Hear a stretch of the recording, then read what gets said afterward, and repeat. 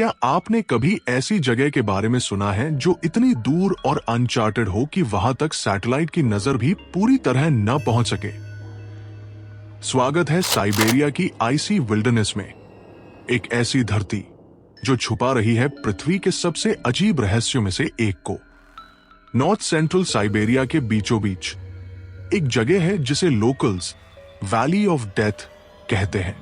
यहां जमीन के नीचे अजीब से मेटलिक डोम्स हैं, बहुत बड़े बर्तन जैसे, जो आधे जमीन में धंसे हुए हैं। लोकल्स इन्हें कहते हैं द कॉल्ड्रॉन्स। सन 1854 में रशियन जियोग्राफर रिचर्ड मैक ने इन्हें पहली बार रिकॉर्ड किया था। कहा जाता है ये किसी ऐसे मेटल से बने हैं जो न जंग खाता है न टूटता है और किसी हैवी टूल से भी बेंड नहीं होता। सुनने में साइंस फिक्शन जैसा लगता है, लेकिन बात और भी अजीब हो जाती है। लोकल्स कहते हैं कि जो भी इन कॉल्ड्रॉन्स के पास जाता है उसे अजीब बीमारियां हो जाती हैं, बाल झड़ना, चक्कर आना, स्किन जलना।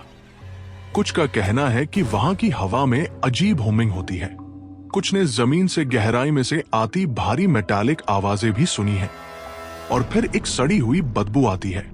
2010 में यूएफओ रिसर्चर इवान मकारोव और उनकी टीम ने साइट को एक्सप्लोर किया। पानी के नीचे कुछ ऑब्जेक्ट्स मिले, लेकिन टीम को वहां से लौटना पड़ा क्योंकि सबकी तबीयत अचानक खराब हो गई। न रेडिएशन मिला, न इन्फेक्शन, बस सब बीमार।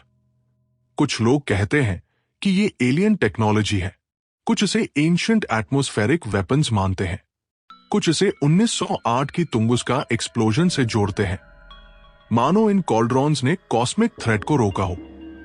क्या ये कोई पुरानी सोवियत टेक्नोलॉजी है, नेचुरल अनोमली, या फिर आज भी ये स्ट्रक्चर एक्टिव है?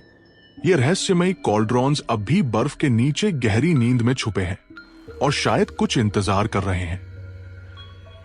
क्या आपको लगता है कि आपने इजिप्ट के सारे पिरामिड्स देख लिए हैं? शायद नहीं। नासा के इंफ्रारेड सैटेलाइट्स ने 2011 में सा एलहगर नाम की एंशिएंट सिटी के पास 3000 पुराने सेटलमेंट्स और 17 नए पिरामिड जैसे शेप्स खोजे, जो रेत और वक्त की परतों में छुपे थे। इस खोज को लीड किया था डॉक्टर सारा पाकक ने, जिन्हें स्पेस आर्कियोलॉजिस्ट कहा जाता है। उनकी डिस्कवरी से आर्कियोलॉजिस्ट्स हिल गए। फिर 2013 में एक एमेच्योर रिसर्चर एंजेला माइकॉल ने सिर्फ गूगल अर्थ का इस्तेमाल करके डेजर्ट में कुछ अजीब जियोमेट्रिकल स्ट्रक्चर्स ढूंढ निकाले।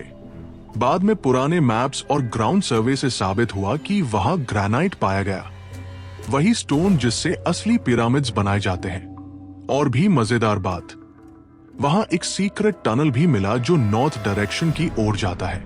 मेटल डिटेक्टर्स ने जमीन के नीचे मेटालिक प्रेजेंस डिटेक्ट किया। तो इजिप्ट अभी भी सैकड़ों अनडिस्कवर्ड पिरामिड्स छुपा सकता है। हो सकता है एंशिएंट इजिप्ट की असली कहानी अभी लिखी ही नहीं गई हो। 1963 में टर्की के नेवशहर प्रोविंस में एक आदमी अपने घर में वॉल तोड़ रहा था।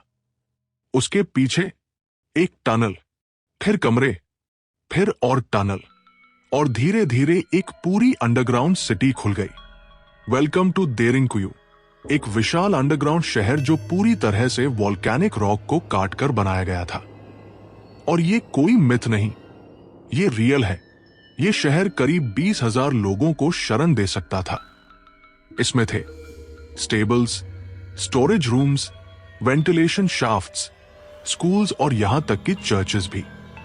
आर्कियोलॉजिस्ट्स मानते हैं कि ये शहर 8वीं सदी ईसा पूर्व का हो सकता है।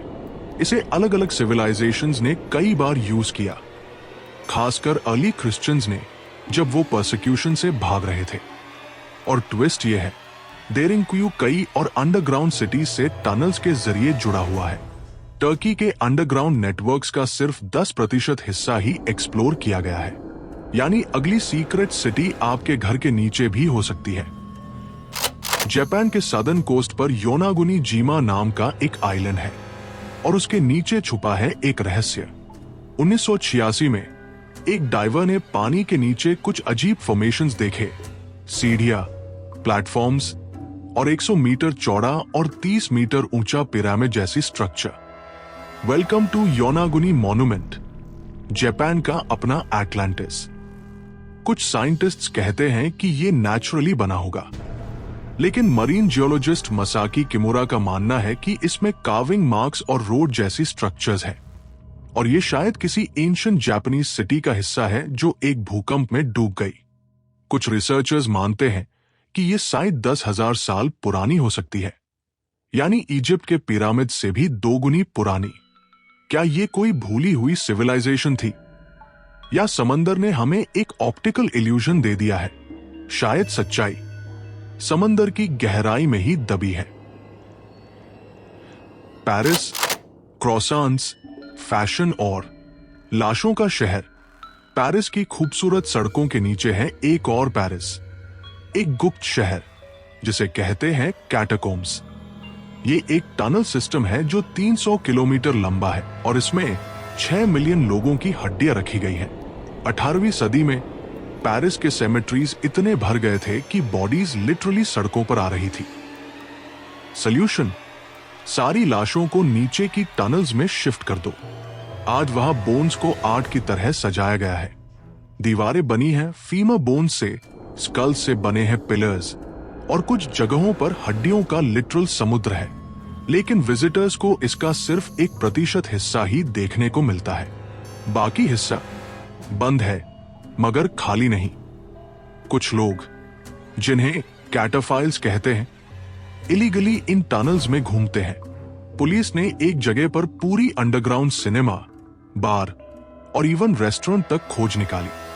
WWII के दौरान नाजीज ने इन कैटाकोम्स का यूज बंकर की तरह किया था।